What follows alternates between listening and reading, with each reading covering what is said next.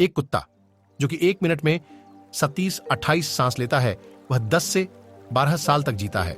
वहीं पर एक इंसान 1 मिनट में 14-15 सांस लेता है और वह 80-100 साल तक जीता है।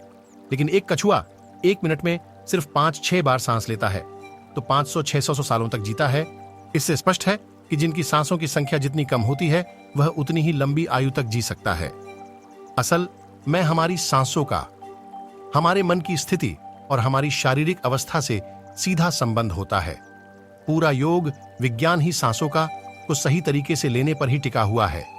अगर हम सिर्फ अपनी सांसों को सही तरीके से लेना सीख जाते हैं तो हमारा जीवन जादू की तरह बदल जाएगा। आज इस प्राचीन यौगिक कहानी के माध्यम से हम सांसों को सही तरीके से लेने का तरीका और सांसों का जादुई रहस्य के बारे में विस्तार से जानेंगे।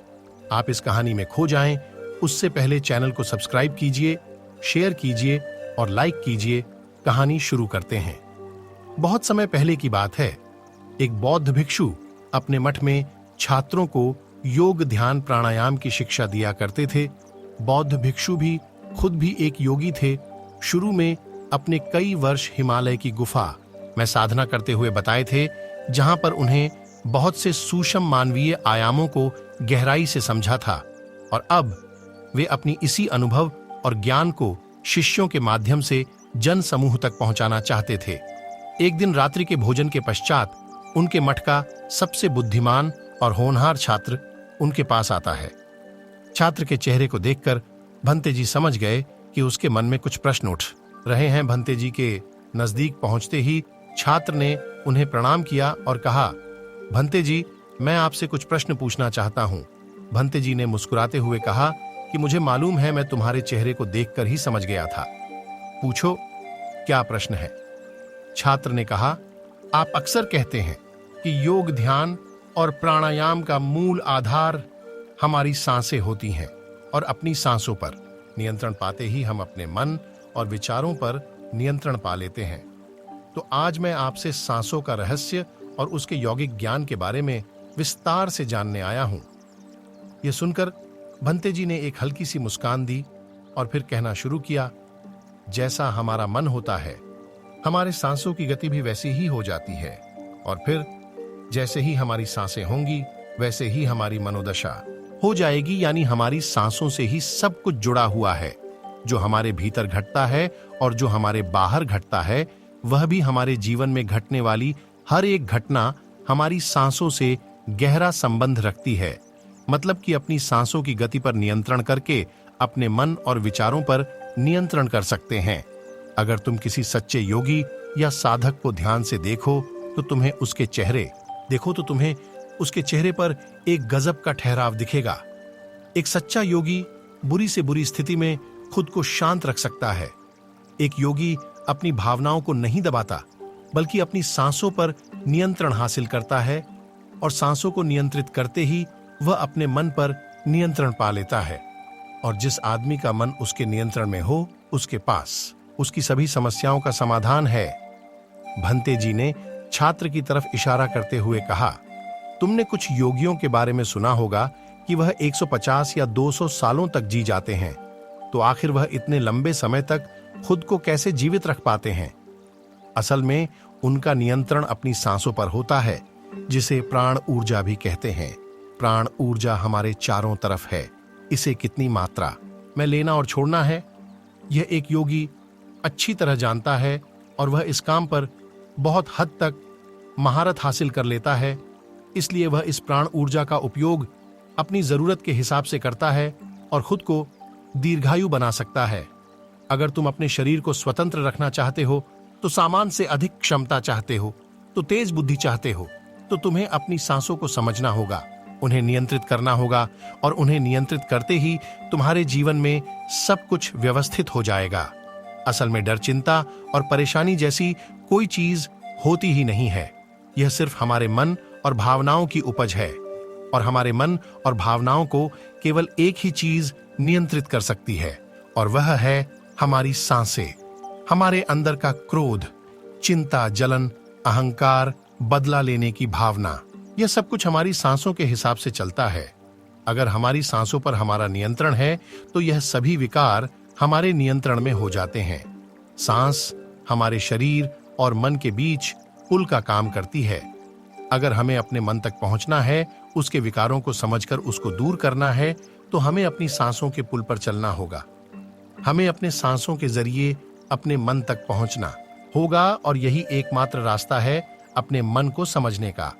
अगर तुमने कभी किसी बच्चे को सोता हुआ देखा हो तो तुमने अनुभव किया होगा, जब वह बच्चा सांस अंदर लेता है तो उसका पेट फूल जाता है और जब सांस छोड़ता है तो पेट पिचक जाता है।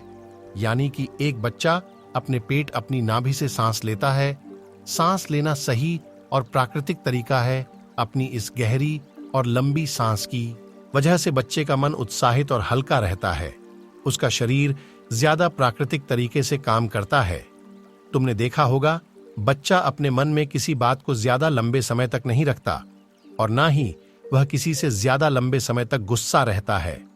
अगर उसे किसी गलत पर डांट या मार दिया जाए तो वह कुछ समय बाद उसे भी भूलकर अपने खेल में मग्न हो जाता है। बच्चा इतना सरल इसलिए हो पाता है क्योंकि उसकी सांसें प्राकृतिक रूप से चलती है। यानी नाभि से बच्चे के शरीर को विकास चाहिए, विकास के लिए ज्यादा ऊर्जा और ज्यादा ऊर्जा के लिए ज्यादा सांसें चाहिए। इसलिए प्रकृति ने उसे ज्यादा सांसें दी है। हालांकि यह लंबी सांसें हर मनुष्य को दी गई है, लेकिन इंसान ने अपने जीवन में कुछ अप्राकृतिक परिवर्तन कर अपनी सांसों को छोटा कर लिया है। वह पेट के बजाय वह अपने सीने से सांसों को लेता है। हम जितनी छोटी सांसें लेंगे उतनी चिंता और बकवास से भरे रहेंगे। हमारी सांसें जितनी लंबी और गहरी होंगी, हम उतने ही खुश और शांत रहेंगे। भंते जी ने आगे कहा कि एक आदमी 1 मिनट में 14-15 बार सांस लेता है। सांस का सीधा संबंध हमारी मन की स्थिति, हमारे शारीरिक कंपन से है। अगर 1 मिनट में ली जाने वाली सांसों की संख्या 11 से नीचे आ जाए तो हम अपने आसपास होने वाले कई कंपनों को समझना शुरू कर देंगे। यानी जानवरों की आवाजें हमारे लिए स्पष्ट हो जाएंगी। तुमने सुना होगा, शेर बाघ जैसे खूंखार जानवर भी कुछ योगियों के सामने आते ही पालतू बिल्लियों की तरह व्यवहार करने लगते हैं। ऐसा इसलिए हो पाता है क्योंकि उन योगियों ने अपने सांसों की संख्या को कम करके जानवरों की आवाजें, उनकी भावनाओं को कंपनों के साथ एक संवाद स्थापित कर लिया है। अगर 1 मिनट में ली जाने वाली सांसों की संख्या 9 से कम हो जाए तो पेड़ और वनस्पति जो कार्य कर रहे हैं वह समझना हमारे लिए आसान हो जाएगा। अगर हमारी सांसें 1 मिनट में 6 से कम हो जाती है तो बेजान चीज कैसे काम कर सकती है, यह समझना हमारे लिए आसान हो जाएगा। पहचान चीजों के कंपन और उनसे जुड़ी दुनिया हमारे लिए स्पष्ट हो जाती है। दूसरे शब्दों में कहा जाए तो ब्रह्मांड की प्रकृति समझी जा सकती है। हमारा शरीर जितना स्थिर होगा, हम उतनी ही कम सांसें लेंगे। अगर हम अपने पूरे शरीर को स्थिरता के निश्चित स्तर पर ले जाएं और बहुत तेज सांस ना लें तो हमारा बोध बढ़ता चला जाता है। दोस्तों, योग विज्ञान के अनुसार एक साधक अपनी सांसों पर नियंत्रण करके ऐसी बहुत सी चीजें कर सकता है जो साधारण इंसान के जीवन से परे है। योगिक परंपरा में तो यह भी कहा जाता है कि अपनी सांसों को घंटों तक रोककर एक आदमी एक नई मानवीय आयामों का अनुभव कर सकता है। ऐसी बहुत सी बीमारियां हैं जो जानलेवा हो सकती हैं या जिनका कोई इलाज नहीं है। उन्हें केवल अपने मन और दिमाग पर नियंत्रण करके ठीक किया जा सकता है।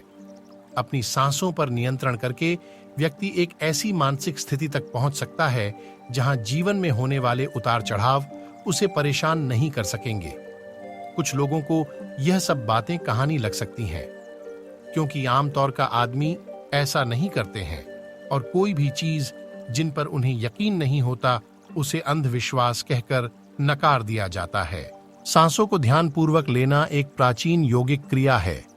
एक यौगिक जिसने अपनी सांसों पर नियंत्रण हासिल कर लिया है, वह जब चाहे अपनी सांसों को रोक सकता है।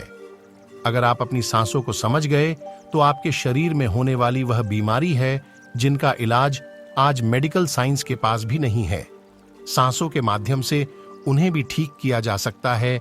सांस के गूढ़ रहस्यों को समझाने के लिए भंते जी ने आगे कहा, जब सांस विचलित होती है तो मन भी अस्थिर हो जाता है, लेकिन जब सांसें शांत होती हैं तो मन भी स्थिर हो जाता है। और योगी दीर्घायु हो जाता है। इसलिए हमें अपनी सांस पर नियंत्रण करना सीखना चाहिए। भंते जी ने शिष्य की आंखों में देखते हुए कहा, तुम्हें क्या लगता है, क्या तुम जितनी लंबी सांसें अंदर लेते हो उतनी ही लंबी सांस बाहर निकालते हो? नहीं।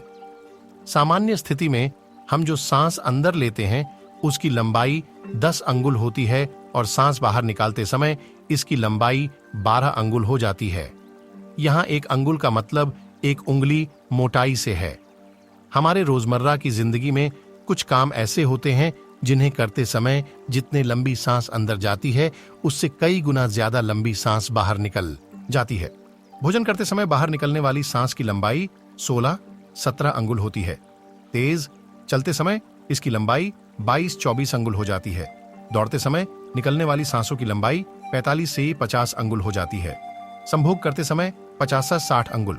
सोते समय नींद में बाहर निकलने वाले सांसों की लंबाई 60-70 अंगुल तक पहुंच जाती है। इसलिए हमारे पूर्वजों ने काम और क्रोध पर नियंत्रण रखने की बात कही गई है, क्योंकि यह हमारी प्राण शक्ति को कम कर देती है। श्वास को इंसान की प्राण शक्ति भी कहा जाता है।